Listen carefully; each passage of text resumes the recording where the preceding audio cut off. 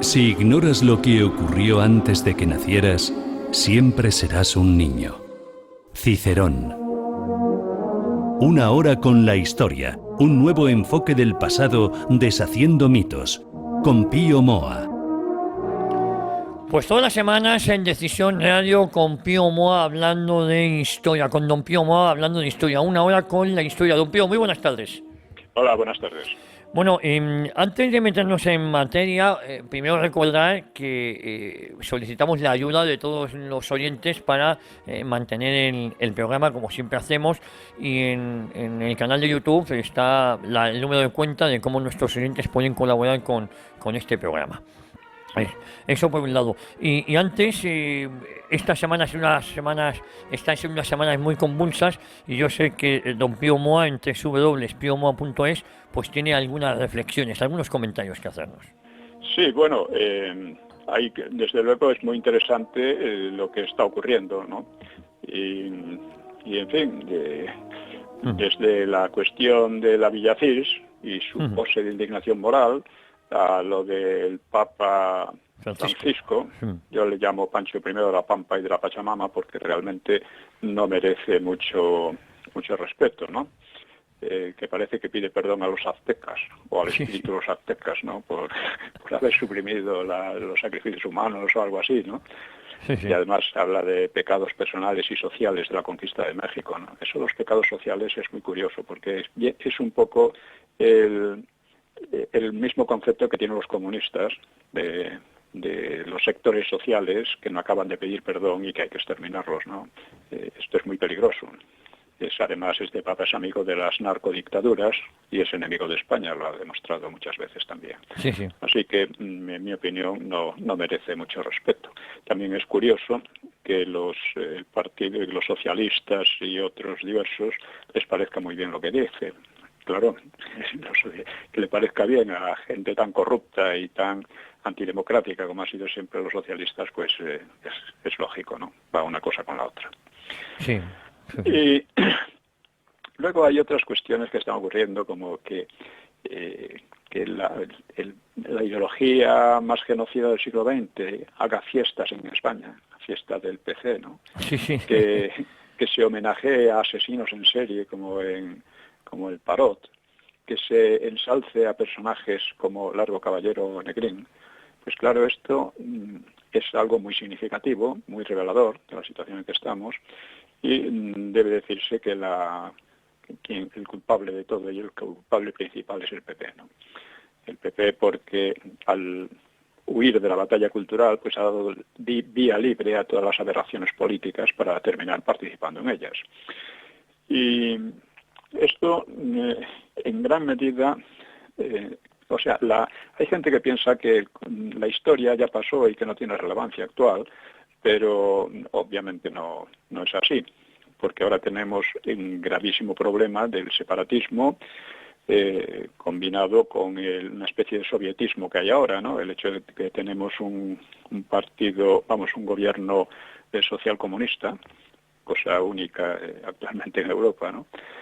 Y esto significa que los problemas que llevaron a la guerra civil, que fueron precisamente la disgregación de España, o sea, los separatismos, y la sovietización, pues se presentan como un grave peligro.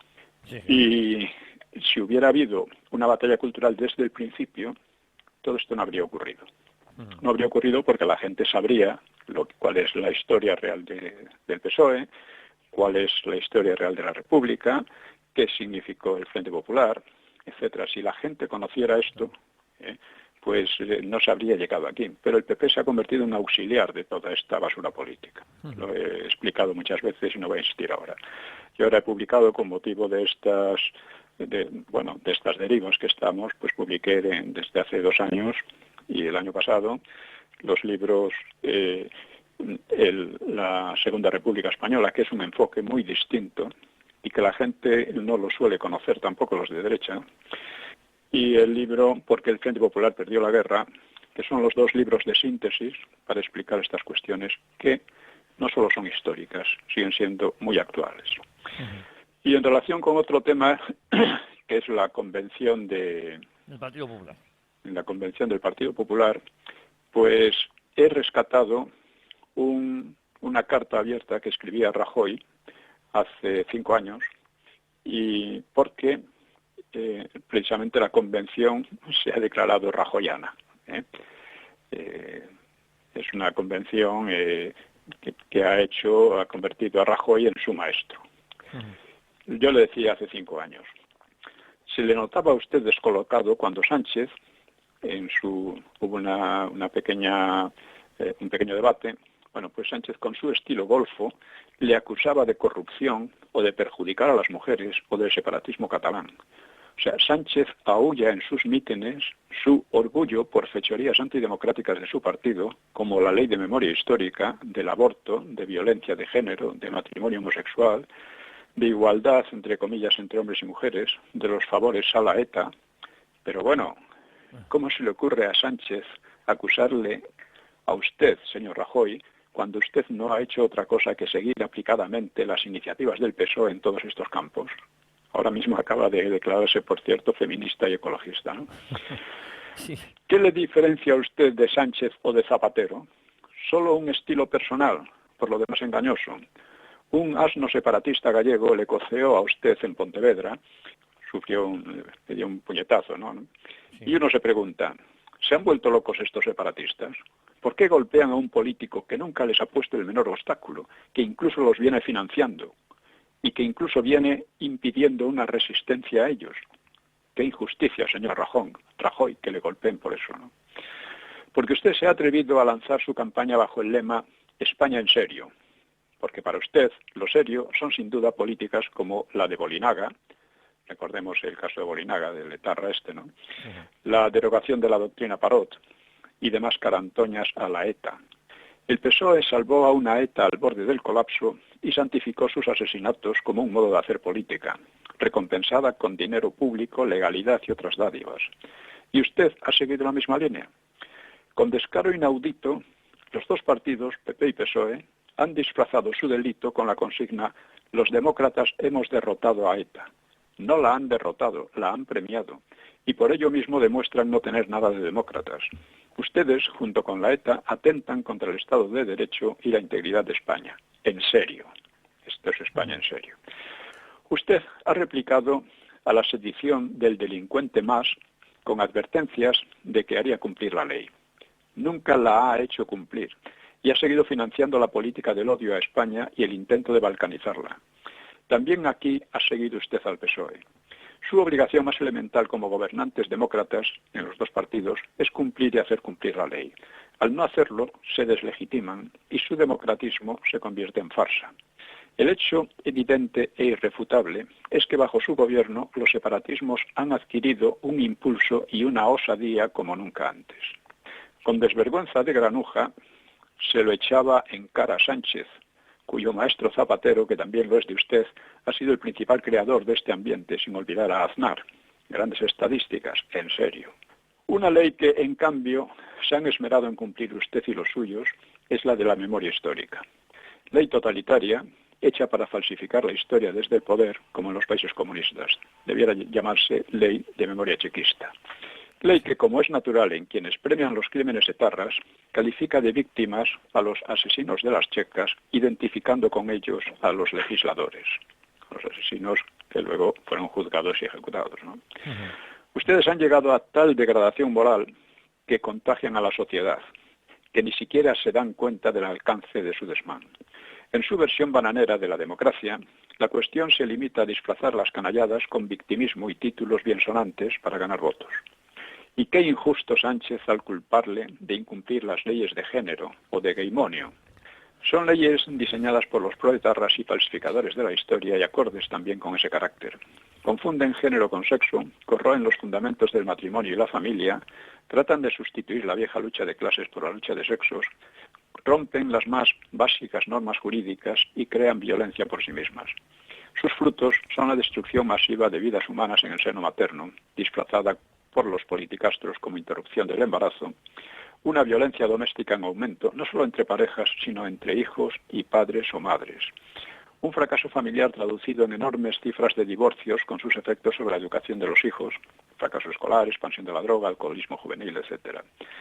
Pero nada de esto les preocupa a ustedes? Bomberos pirómanos, dedicados a competir histéricamente en chillidos contra la violencia de género, cuyo aumento ustedes mismos provocan. En serio.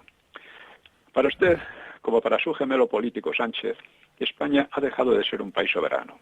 Ustedes regalan grandes toneladas de soberanía a la burocracia de Bruselas, como si España fuera una finca suya. He aquí, de nuevo, su democracia, peor que bananera. La desdichada posición lacayuna de España en la Unión Europea y en la OTAN no plantea ningún problema a su espíritu servil e hispanófobo. Tampoco Gibraltar, caso insólito en el siglo XXI de una colonia en un país europeo mantenida por una potencia a la que no cesan ustedes de hacer carantoñas, como a la ETA, a las checas y a los separatistas. Su servilismo les está llevando a destruir la cultura española, haciendo la enseñanza bilingüe con el inglés, considerado lengua superior de la ciencia, la economía, el empleo, etc. En un proceso de desprestigio y relegación de nuestro idioma a ámbitos familiares o subculturales. Esto es peor que el cultivo del odio a España subvencionado por ustedes en Cataluña o Vascongadas.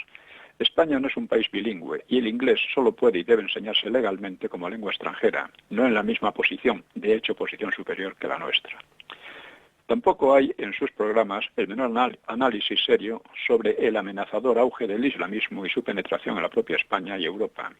Para ustedes el asunto se limita a lo que decidan en Bruselas y Washington y España no merece esa política basura de lacayos como ustedes, en serio. Podría seguir largo rato, pero mencionaré solo otro asunto. Acertaba Sánchez al acusarle de corrupción, porque su partido está corrompido hasta la médula. Sánchez, como es lógico en su mentalidad macarril, piensa solo en la corrupción económica, pero peor es la intelectual, manifiesta en las políticas antes señaladas y que genera también la económica. Pero lo más asombroso, lo que exhibe la absoluta degradación de la política española, es que un capitoste del PSOE, el partido más corrupto de la historia de España, ose acusar a alguien de tales cosas. Eso ya define un ambiente político próximo al patio de Monipodio. No me extiendo sobre la economía, en la que todos los aspirantes a gobernar no hacen sino demostrar su carencia de ideas. Usted, señor Rajoy, se jacta de que la situación va mejorando y en algunos aspectos parece verdad, aunque no sabemos si duradera. Peor, pero aún sigue usted ahí a su maestro Zapatero. ¿Recuerda usted cuando denunciaba indignado cómo el PSOE iba a subir el IVA a los chuches, decía, de este niño y de todos los españoles? ¿Cuándo tenía usted razón? ¿Cuando denunciaba los recortes y subidas de impuestos de Zapatero o cuando ha seguido su ejemplo a mayor escala? Sospecho que no lo sabe usted mismo. En fin, señor Rajoy, con su gobierno han empeorado los problemas del país. Separatismos, pérdida acelerada de soberanía, leyes totalitarias y chequistas o de género, jurídicamente inválidas, degradación cultural y moral de la sociedad, corrosión de la familia, auge de movimientos como el cursimacarril comunistoide de Podemos. Solo puede usted invocar a su favor una ligera, pero también insegura mejoría económica, según su simplona consigna de que la economía lo es todo, que bien podría valer para un burdel. Su única arma es la llamada a la necedad del voto útil, que se viene demostrando el más inútil porque trata de marginar opciones más serias que las de ustedes y en cambio perpetúa el más de lo mismo. La República se hundió por el proceso revolucionario del Frente Popular. La actual democracia lo está haciendo por un proceso de putrefacción política y social dirigido por ustedes.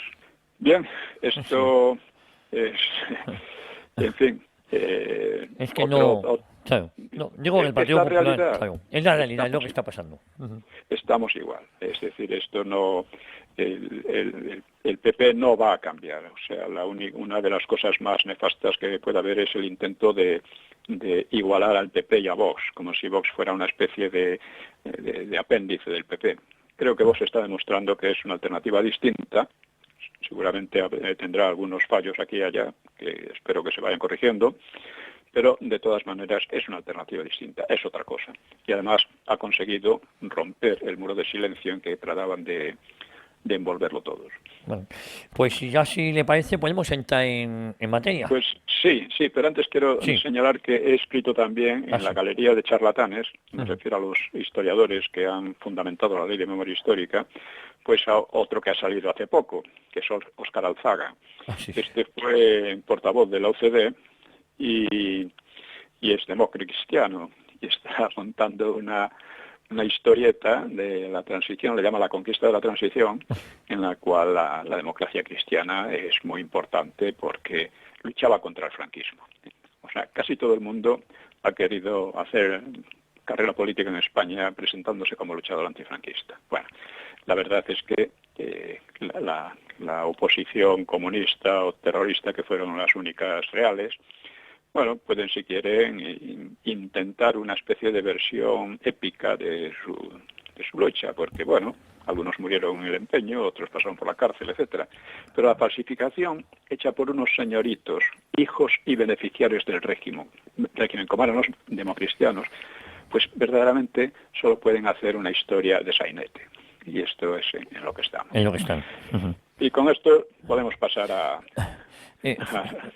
tema. Al tema que nos ocupa, fíjese que Óscar Alzaga estuvo con Manuel Fraga en eso que se llamó Coalición Democrática, si no me equivoco, en el año 82. Sí. Manuel Fraga venía de ser ministro del Interior. Sí, además, claro, la democracia cristiana, que era completamente legal, que tenía sus órganos de prensa, que, en fin, como cuadernos para el diálogo, se proclamaba de izquierda. Sí. El grupo de ¿cómo se llamaba? Luis Jiménez. Sí. Se proclamaba izquierda democrática, nada menos. Que había sido ministro de Educación. Sí, ¿no? Y que estaba siempre beneficiándose del régimen, como casi todos ellos, que eran funcionarios del franquismo. Del régimen. Pues entramos ya en la materia que nos ocupa hoy. Pues sí, vamos a ello. Sí. Estábamos en que la situación a finales del año 42 y principios del 43 era una situación muy complicada para Alemania, mientras que, por lo que respecta a España, la invasión del Magreb por los angluseños, pues creaba una situación complicada, ¿no? O sea, Hitler creía que los aliados iban a atacar España y entonces volvieron los tiras y aflojas en torno al suministro de armas, ya desde el 15 de enero, ¿no? Cuando Stalingrado prácticamente sucumbía, ¿no? Los alemanes, pues, estaban inquietos por el frente español, porque pensaban, si Portugal autoriza un desembarco en su territorio, un desembarco angluseño, entraría Franco en la guerra, y si Franco, ante el giro de la lucha, cambiaba de bando y usaba las armas que le suministraban los alemanes contra la propia Wehrmacht, pues, en fin, el 12 de febrero hubo un acuerdo secreto que establecía la decisión española de resistir posibles ataques aliados en cualquier punto del país o del protectorado de Marruecos. Berlín quería una coordinación entre el Estado Mayor español y el alemán, pero Franco no pensaba en tal cosa, ¿no? El general Martínez Campos, que era el encargado de las negociaciones y era poco germanófilo, pues no habló de defensa conjunta, sino de la capacidad del ejército español para aplastar cualquier revuelta interior de tipo bolchevique. Es decir, y el 8 de marzo, un poco después, estamos en el 43, en una conferencia en Uxda, en el norte de África, entre el general luseño Max Clark, el francés Nogués y el español Orgaz, pues resulta que eran los useños quienes ofrecían ayudar a España en caso de invasión alemana, volviendo además a dar garantías con respecto al protectorado. Es decir, los alemanes querían ayudar a España contra los aliados y los aliados ayudar a España contra los alemanes, lo cual es muy interesante cómo la política de neutralidad iba creando esta situación tan peculiar. Al mismo tiempo, los aliados pues presionaban con dureza para cortar los suministros españoles de wolframio y de piritas a Alemania. Por cierto que no presionaban a los portugueses que suministraban todavía más wolframio a Alemania. Bueno, Martínez Campos es decir, era una política de ayuda por si invadían los alemanes y al mismo tiempo de chantaje, ¿no? Sí. Martínez Campos, pues, precisamente por esos días de marzo, pues, exponía los pedidos españoles a Alemania. Pedía 250 cazas, 2.421 cañones antiaéreos, 4 hidroaviones de reconocimiento, 6 lanchas rápidas, etcétera, ¿no? Todo ello a cargo del wolframio y demás materias primas. Bueno, aquello superaba muy de lejos las posibilidades reales y el día 27 llegaba una contraoferta alemana que era casi ridícula, ¿no? 110 cañones antiaéreos, 15 cazas, 10 bombarderos, en fin, 30 carros de combate y algunas ametralladoras y tal. Claro, Martínez Campos se daba cuenta de que los alemanes quieren y no pueden, porque sus necesidades de armamento en el frente ruso, sobre todo, eran enormes. No podían dedicarse a regalar cosas, ¿no? Por otra parte, dentro de España, pues dentro del régimen, pues estaba siempre presente la posibilidad de una revuelta dirigida por los comunistas, porque tanto en México como en las fronteras norte y sur de España, pues se percibían, la inteligencia franquista y percibía movimientos armados potencialmente peligrosos. En el Magreb, norte de África, pues existía un considerable número de exiliados. Muchos de ellos se habían alistado bajo De Gaulle o estaban dispuestos a empuñar las armas. Y detrás de los Pirineos había una fuerte presencia de españoles, sobre todo comunistas y anarquistas, en la resistencia a los alemanes, que iba cobrando envergadura. Digamos, la resistencia a los alemanes en Francia solo empezó, de hecho, en 1943 y ya avanzado, ¿no? El Partido Comunista en Francia, el español me refiero, el Partido Comunista de España en Francia, bajo el liderazgo de un señor que se llamaba Jesús Monzón, que iba a tener muchos problemas, pues daba muestras de actividad. Dentro de España, la policía detectaba cómo se reanimaba la actividad de los huidos, o sea, los que habían huido al monte, con golpes de guerrilla, pequeños, no muy ligeros, en los montes de Toledo y Almería, y reconstrucción de algunos grupos comunistas. En febrero habían llegado a España desde Francia pues 3 enlaces con la misión de asegurar las directrices del exilio de México y erradicar cualquier influencia de Quiñones y suministrar medios y dinero a la Dirección Interior, que la presidía un tal Jesús Carreras. De Quiñones ya hemos hablado, había sido fusilado, había sido el primero que, por su cuenta, sin obedecer las directrices de México, había reorganizado algo del Partido Comunista en el interior. Sí, lo comentamos. Y había sido tratado como traidor por los que estaban a salvo en México, bien seguros, ¿no? Uh-huh. La idea era poner en pie lo que llamaban una unión nacional muy amplia contra Franco y la Falange, incrementar la propaganda y la formación de nuevas células.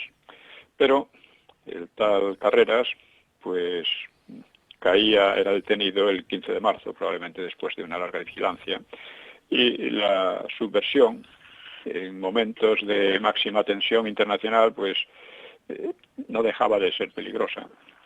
Y en fin, sí. por lo que difícilmente podía... este Carreras, que había estado también en la represión, el terror, durante la guerra en Vizcaya, pues fue condenado a muerte también, ¿no? Uh-huh. La policía capturó un importante archivo que además facilitó nuevas desarticulaciones. Y uno de los enviados de Francia, pues retomó la organización después de haber escapado por muy poco de la detención, gracias, según Gregorio Morán, que ha sido un excomunista que examinó en un libro interesante la evolución del PC, pues según él, eso se debió al arresto a su exmujer, ¿no? Uh-huh. Una tiple que se llamaba Amparo Puerto, que representaba por entonces la zarzuela, dice, la venta de los gatos del maestro Guerrero en el teatro fue encargada. En fin, una y otra vez la policía conseguía lo que no lograban los militares alemanes y la Gestapo en Francia, es decir, impedir la formación de un movimiento guerrillero objetivo de las reorganizaciones partidistas desde el principio. O sea, desde el principio los comunistas trataron de crear un movimiento guerrillero, pero fracasaron una y otra vez. En cambio, en Francia consiguieron llevarlo adelante, ¿no? Por entonces en México el dirigente comunista Uribe pues decía que ya había comenzado la lucha guerrillera, pero lo cierto es que no cuajaba, ¿no? Uh-huh. Bueno, pues dentro de estas maniobras de unos y otros, los monárquicos de Don Juan pues también se movían a fondo. Y el 8 de marzo el propio Don Juan escribía a Franco, en plan un poco impositivo, urgiéndole a restaurar el trono. Decía textualmente: sin recurrir a fórmulas intermedias cuya introducción se susurra y cuyo único resultado sería el desvirtuar la eficacia de la monarquía. La eficacia de la monarquía. O sea, el irrealismo de toda esta gente era asombroso, ¿no? O sea, volver a la monarquía que se había suicidado prácticamente, ¿no? Y hablaba de la eficacia, ¿no? Y es más, de manera muy injuriosa para Franco, señalaba cómo Alfonso XIII, dice, pasó a la historia limpio de sangre y opuesto a una guerra fratricida. O sea, cuando el franquismo consiguió derrotar al Frente Popular, naturalmente en una guerra que había organizado el Frente Popular, pues resulta que no estaba limpio de sangre, Franco, y que había sido él el que había creado la guerra fratricida. El propio Alfonso XIII, con su cobarde suicidio político, pues fue el que creó condiciones para la República, y la República, por desgracia, se orientó hacia el caos y hacia la guerra fratricida. Bueno, pues según don Juan, la corona iba a garantizar la reconstrucción por la concordia de la España integral y eterna. O sea, frases pomposas no le faltaban, ¿no? Rechazaba la identificación con el movimiento porque, dice él, negaría la esencia misma de la virtud monárquica y porque, justificadamente o no, la postura internacional del régimen anda calificada en el extranjero con acento más o menos fuerte. Por lo cual, una manera, veo, y solo una, de esquivar el peligroso escollo que para el porvenir de España se alzaría en la trascendental instante de la reorganización de Europa, acaso para siglos. Esa manera era, según él, la monarquía. La monarquía que se había suicidado, por cierto. Y que rescataría a Franco, porque realmente el desprestigio de la monarquía dentro del pueblo era enorme, ¿no? Así que Franco le replicó de manera indirecta el día 17 en el discurso de inauguración de las nuevas Cortes.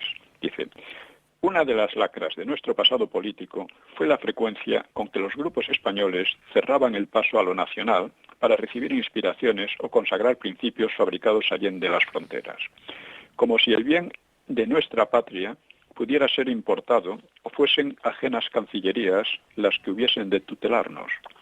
La situación del mundo, con su terrible guerra y sus costosas propagandas, crea un clima propicio para que aquellos grupos decadentes, barridos de los cuadros directivos de la nación, torpemente consideren que pueden volver a ser realidades tamaños desafueros y especulen en la mezquindad de su espíritu con los resultados de la contienda. Es un ataque directo a la idea de don Juan, que ahora Europa va a cambiar, va a haber un nuevo orden y tenemos que entrar en él. Ojo, que era el gran problema, ¿no? Que hubo también cuando el nuevo orden hitleriano, que claro, a Franco, por una parte le tentaba porque si iban a ganar la guerra había que congraciarse con ellos, además había una deuda con Alemania, pero por otra parte pensó que no, que esa no era la solución, ¿no? Y por eso se mantuvo neutral. Luego Franco... Con esto Franco acusaba a los exiliados, a los monárquicos que conspiraban y a los falangistas próximos a la embajada alemana. Con eso de que parece que siempre desde fuera tiene que venir la inspiración y el gobierno de España, ¿no? Advirtió también que el movimiento no era para Franco un producto secundario y ocasional de la guerra, del que podría prescindirse tan pronto cambiasen los vientos fuera de España, sino un proceso de institucionalización en busca de las raíces de la España de los Austrias. Esta es más o menos la idea general que sostenía Franco, aunque desde el principio el movimiento, que era básicamente la Falange, pues quedó relegado como un ministerio más. No era como en el fascismo o en el nazismo un partido que ocupara todo el Estado, ni mucho menos.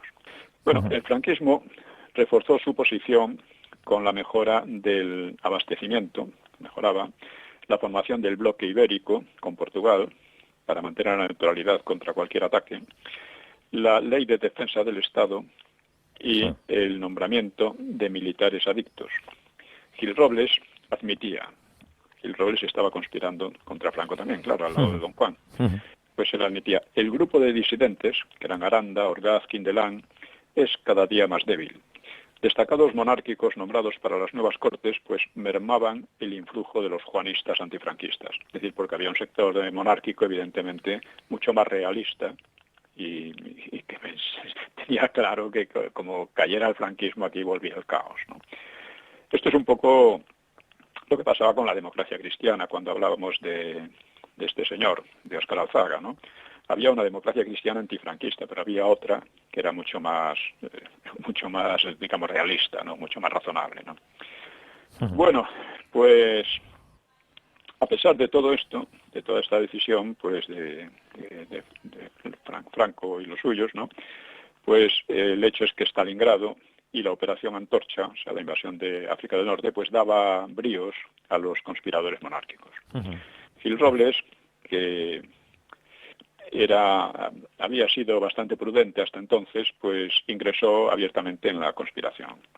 Y el 14 de febrero, Sáenz Rodríguez y Juan March, muy alarmados, le visitaron en Lisboa. Coincidieron en que don Juan debe hacer una declaración pública en el sentido de que la monarquía nada tiene que ver con las nuevas cortes ni con el régimen totalitario. Me dice March, que ha aparecido en España una especie de manifiesto en el que se dice que no hay que encerrarse en el dilema simplista de comunismo o fascismo, pues caben otras soluciones. Según March, un grupo de generales se muestra cada vez más hostil a la política franquista. Esto era verdad, pero tenía poca fuerza, claro. Sí, muy poco. Marc debía saberlo porque había actuado como agente inglés en el presunto soborno a aquellos militares. A esos generales, sí. Recordemos todo aquel cuento de que Inglaterra había sobornado a una serie de generales para impedir que España entrase en la guerra. Sí. O sea que no se sabe nada y es muy posible que el dinero se lo hubiera quedado el propio Marc, porque era un especialista en este tipo de negocios. Por otra parte, el soborno jamás... o sea, quien decidía era Franco. Y los demás no entraban. Y los demás en estos aspectos no. Y poco después señala Marc, el duque de Alba parece que ha dicho a Franco que hay que hacer la restauración antes de acabar la guerra si se quieren evitar días trágicos. Con toda claridad insisten en esta idea cuando hablan con personas de su confianza los embajadores inglés y norteamericano en Madrid. El norteamericano no ha vacilado en decir que si no hay monarquía en España antes de 3 o 4 meses, no puede garantizarse el porvenir. Y el general Vigón, empieza a inclinarse por los aliados. Esto nos puede dar una idea de la diferente postura de unos y de otros y cómo ante las situaciones de crisis hay gente que en fin, escapa de... Como se dice, las ratas escapan del barco que se hunde, son los primeros, ¿no? Sí. Las ratas son los primeros que huyen. Sí, y esto es, y cómo verdaderamente, si no hubiera unos principios muy claros por parte de Franco y los suyos, el franquismo, aquello puede haber sido un desastre total. Gil Robles, que era el líder de la derecha durante la República y que había sido relegado durante la guerra, pues pensaba adquirir de nuevo protagonismo político. Dice él, entre los elementos monárquicos se observa gran deseo de unirse a mí. Ventosa ha hecho saber que aceptaría mi dirección en la política encaminada a la restauración. Elementos dudosos siguen igual tendencia. En general aconsejo a todos negar su colaboración al régimen actual. Gil Robles. Que por cierto, después en la transición estuvo también intrigando, poco antes, ¿no? Durante el franquismo estuvo intrigando para nada, ¿no? Molestando más que nada. Gil Robles en la República tuvo una buena actuación porque era la única barrera que se oponía al Frente Popular, ¿no? Pero, claro, no fue capaz de vencerlo, ¿no? Sin embargo, él mismo revela que surgieron muchos pequeños obstáculos, ¿no? Dice, entre la fracción que se llama monárquica por antonomasia, no hay más que pequeñeces, rencillas, ambiciones menudas y vanidades grotescas. Con razón decía el embajador inglés en Madrid a su gobierno que la restauración se haría en España a pesar de los monárquicos. O sea, que la harían los ingleses a través de su agente don Juan, ¿no? Que prácticamente funcionaba como agente, ¿no? A juzgar por estos diarios de Gil Robles, la intromisión inglesa y useña en los asuntos internos españoles estaba alcanzando un alto nivel. Y los monárquicos, a los que así pintaba el propio Gil Robles, pues habrían cambiado poco desde que en 1930-31 habían regalado el poder a los republicanos, despreciando además a sus propios votantes, porque las elecciones municipales que dieron paso a la República, pues quienes habían ganado eran los candidatos monárquicos, ¿no? Eso es. Así era la historia, ¿no? La debilidad y la falta de principios de muchos de esta gente, ¿no? Y Franco también se movía, claro. El 12 de febrero se había entrevistado con el cardenal useño Francis Spellman, que era muy influyente, incluso tenía influencia con Roosevelt, y Franco le insistió sobre el carácter ante todo católico, no fascista de su régimen, y se ganó con él un valioso apoyo a su política en USA. O sea, una de las cosas más importantes y que ha sido poco estudiada, el franquismo, ha sido la eficacia de su diplomacia, ¿no? Que fue la que permitió, por ejemplo,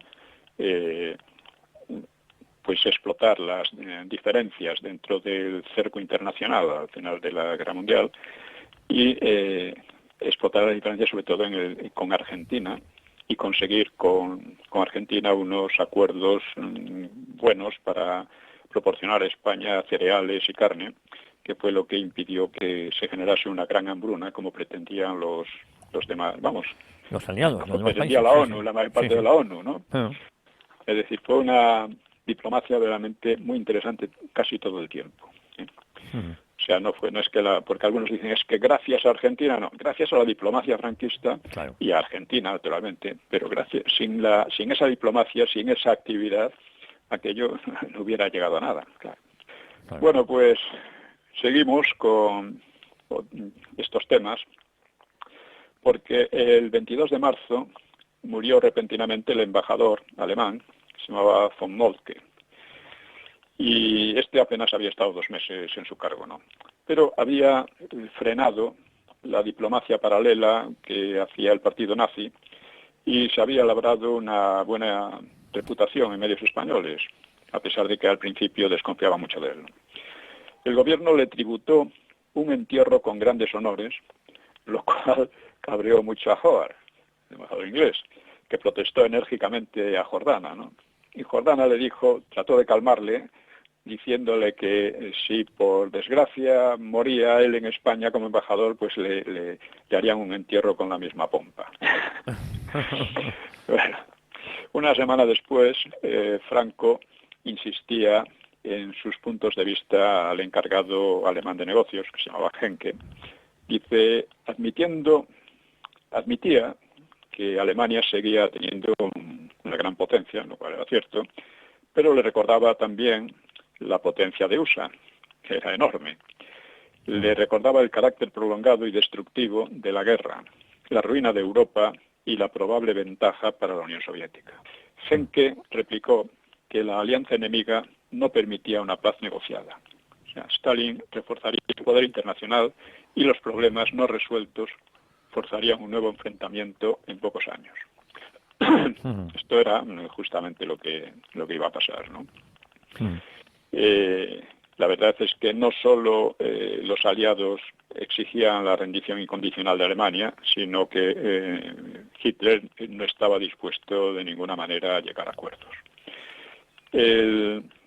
Franco pues insistió en sus tesis con el nuevo embajador, que se llamaba Dickhoff, Hans Dickhoff, que llegó el 30 de abril. Dickhoff protestó porque las propuestas españolas de paz creaban la impresión de que el eje estaba detrás de ellas y sugerían debilidad de Berlín. Y Franco repuso que difícilmente vencería a Alemania a USA debido a la distancia geográfica y protestó por la política nazi, que consideró equivocadísima en el aspecto religioso.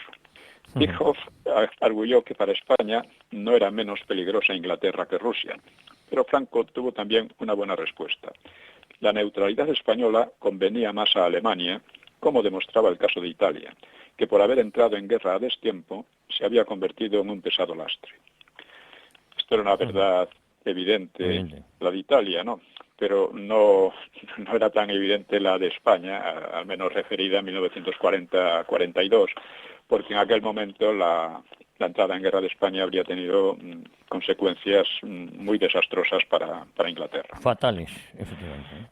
Tanto como fatales quizá no, Bueno, pero luego muy desastrosas. muy complicadas, sí, O sea, sí, lo hubiese complicado, sí, se hubiera efectivamente. perdido Sí, el control de gran parte del Mediterráneo y sí, muchas cosas más, ¿no? sí. Bueno, Dieckhoff había sido el último embajador alemán en USA y tenía fama de astuto, ¿no?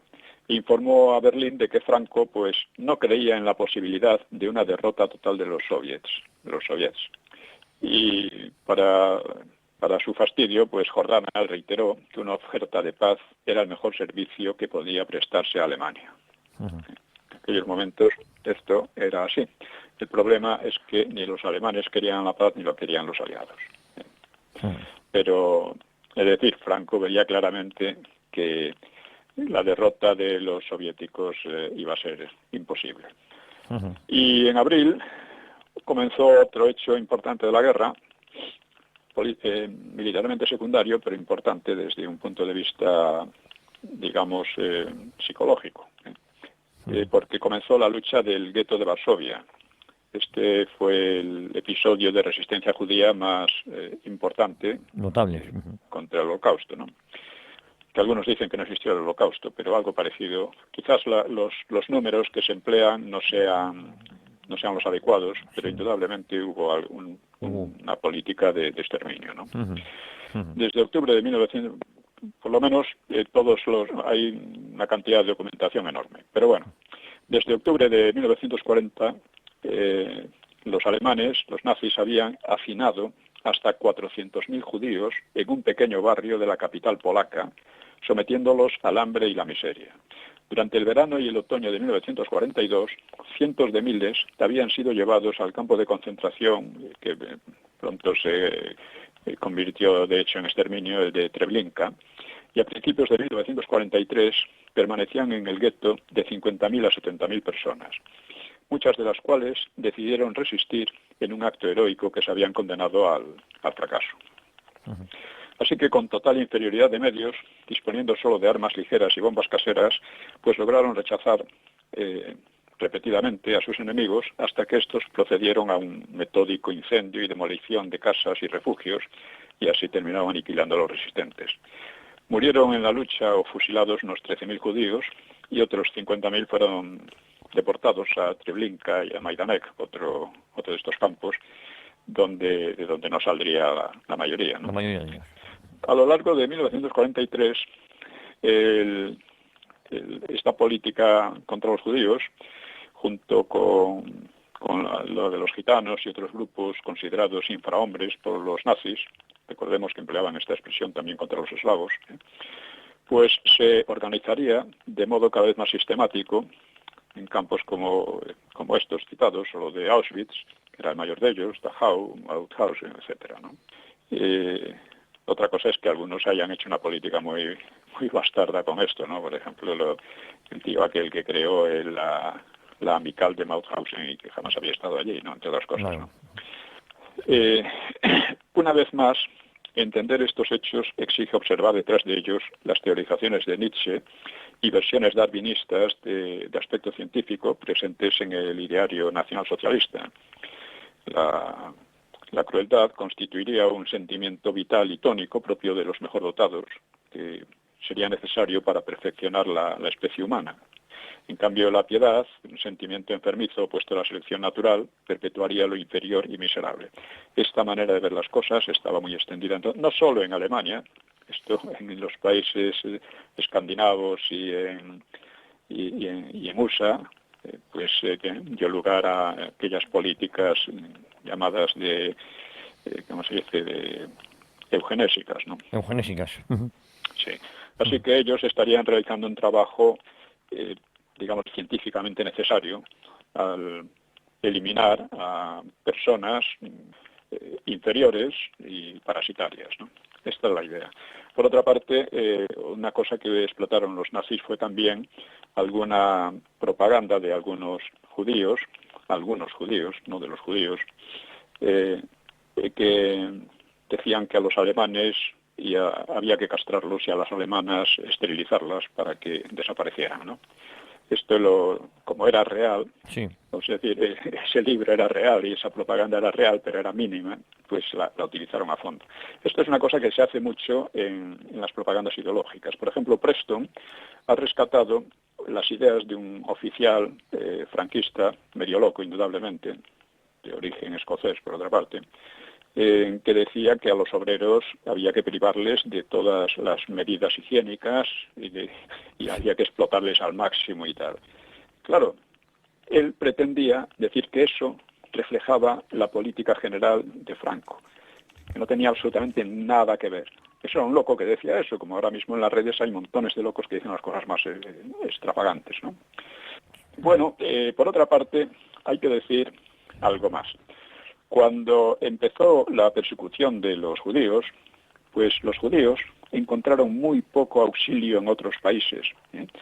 Y, o sea, gente que, bueno, grupos de judíos, por ejemplo, que fueron en un transatlántico y que no, bueno, estuvieron viajando por el Atlántico y nadie los quería, ¿no? Y seguirían además faltos de ayuda cuando la persecución se agravaba a ojos vistas, ¿no? Durante un tiempo pues no hubo noticias fidedignas de que hubiera una política, digamos, de exterminio, ¿no?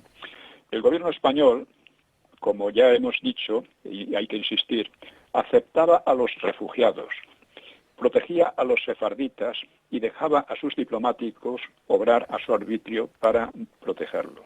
Procuraba al mismo tiempo no enconar las relaciones con los alemanes, lógicamente, ¿no? Ni acumular dentro de España a una gran bolsa de refugiados. O sea, daba permisos de entrada según salían para América los que habían llegado antes. En París, Atenas, Bucarest, Salónica y Berlín mismo, los enviados españoles salvarían a cientos, en algún caso a miles de perseguidos. Y hay que decirlo porque, curiosamente, los anglo-luseños no hicieron el menor esfuerzo por impedirlo. Cuando el general israelí Ariel Sharon fue a visitar Auschwitz, les dijo, bueno, esta gente, se refería a los anglo-luseños, sabían perfectamente lo que pasaba, cosa que Franco no lo sabía, por ejemplo, sabían perfectamente lo que pasaba. Se les dijo que por qué no bombardeaban por lo menos los accesos o algo para atacar aquello. Claro. No hicieron el menor caso. Hubo además un incidente que parece ser cierto, y es que este Adolf Eichmann, que era el encargado de los transportes, pues ofreció 1 millón de judíos, salvar a 1 millón de judíos, a cambio de 10.000 camiones. Y no le fue aceptado. Sí, sí. Estas cosas son cosas oscuras y que es conveniente, en fin, estudiarlas. Yo no soy especialista en estas cosas y no pretendo hablar con autoridad, pero vamos, hay muchos aspectos de los que no caben muy pocas dudas, ¿no? Eso. Y uno de ellos es que España ayudó a los judíos sin tener por qué, y los otros, que teóricamente los defendían, pues no les ayudaron. Bueno, entre tanto, en Rusia, los esfuerzos del invierno y la Rasputitsa es lo que pasa en el otoño y primavera, es decir, que llegan las lluvias, el deshielo y todo se convierte en un lodazal, ¿no?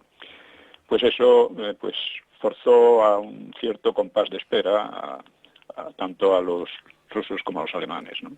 Y en abril, pues la propaganda alemana organizó una campaña en torno a las fosas de Katyn. O sea, 3 años antes, el NKVD, o sea, la policía política de Stalin, había asesinado allí y en otros lugares a unos 22.000 prisioneros polacos, que en su mayoría oficiales del ejército y miembros de la inteligencia. Moscú negó las acusaciones y además culpó de ellas a los nazis. Pero el crimen era muy difícil de encubrir y el gobierno polaco exiliado en Londres pues rompió con Moscú. El descubrimiento de las fosas causó conmoción en España, pues muchos recordaban la matanza de Paracuellos y lo vieron como un anuncio de lo que cabía esperar si los soviéticos venciesen, ¿no? Que efectivamente era muy esperable, ¿no?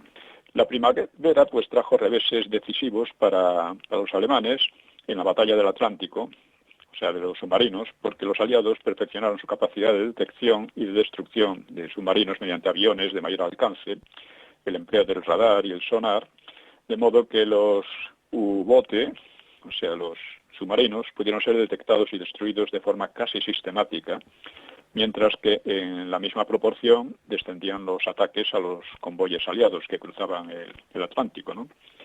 O sea, después de 3 años y medio de bregar contra los submarinos de Dönitz era el almirante que llevaba esto, ¿no? Pues la victoria sobre los alemanes se vislumbraba con claridad, igual que en los demás frentes. Además, Alemania había perdido definitivamente la carrera por la supremacía aérea, tanto en Rusia como en el oeste, y por el contrario debía soportar constantes y crecientes bombardeos de terror sobre sus ciudades. En África, los alemanes habían hecho fracasar la ofensiva aliada de diciembre por Túnez, y en invierno del 43 le habían infligido derrotas considerables, pero en marzo, habiendo desperdiciado la ocasión creada por Rommel en el paso de Caserina, pues sus fuerzas habían quedado encerradas al norte de Túnez, entre las pinzas del ejército inglés de Montgomery y el de Eisenhower. Eso con el agravante de que la evacuación a Sicilia, pese a su proximidad, pues la evacuación de los allí acorralados, pues sería imposible debido al absoluto dominio del mar y del aire por los aliados, ¿no? No, le iba a decir que nos quedan 4 minutos. Bueno, pues ya termino para ir con rematando. esto. Los jefes alemanes, que eran Rommel y Arnim, habían estimado que sus tropas precisaban 140.000 toneladas de suministros mensuales para sostenerse, y durante el mes de marzo apenas les llegaron 29.000, mientras que solo los ruseños habían desembarcado 400.000 toneladas, ¿no? Durante semanas, el ejército germano-italiano frenó a sus enemigos, pero que le acorralaban, ¿no?, inexorablemente. Y el 13 de mayo se rindieron, escapando por mar o por aire solo unos centenares, ¿no? Se ha hablado de 250.000 soldados del eje capturados, la mitad de ellos alemanes, aunque la verdadera cifra puede estar en torno a 170.000. Digamos que los aliados habían tardado 6 meses en lograr la victoria, pero ahora tenían a su alcance a Italia, y el régimen italiano se tambaleaba. Entonces, ante esta derrota, Dönitz y Kesselring, otro general que sobre todo se destacó en Italia, pues volvieron a proponer la invasión de España y el corte del estrecho de Gibraltar, lo cual pensaban ellos que cambiaría el escenario en el Mediterráneo, porque tomarían por la retaguardia un poco a los aliados. Pero Hitler no lo vio tan claro, pues habrían necesitado desviar al nuevo escenario divisiones de primera clase que precisaba imperiosamente en Rusia y en Italia. Además, alegó Hitler, la ocupación de la península sin el consentimiento de los españoles no es posible, porque son los únicos latinos duros y llevarían a cabo una lucha de guerrillas en nuestra retaguardia. En 1940 habría sido posible lograr la conformidad de España. Sin embargo, el ataque italiano contra Grecia frenó a los españoles. Este argumento de Hitler es muy interesante porque efectivamente hubo un momento en que, poco después de Endaya, en que los italianos atacaron a Grecia, que de una manera inmotivada, simplemente por tener un éxito. Por tener un éxito, ¿no? Claro. Sí, y eso, a Franco le sentó muy mal, y efectivamente ellos vieron que era peligroso mezclarse en aquel asunto, ¿no? Sí. Era mucho más peligroso. Entonces, lo que decía Hitler no era del todo cierto, que fuera la invasión de Grecia lo que frenó a los españoles, sino que fue más bien la política de Franco de reconstruir el país y tratar de hacer una potencia importante para no estar supeditado a otros. Y esto fue. En fin.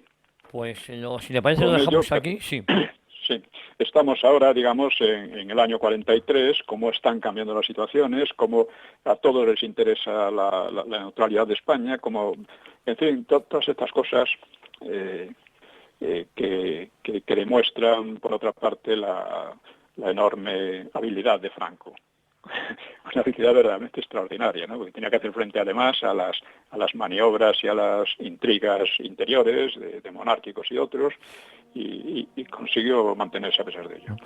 Pues don Pío, lo dejamos aquí, si le parece volvemos la próxima semana a Una Hora con la Historia aquí en Decisión Radio.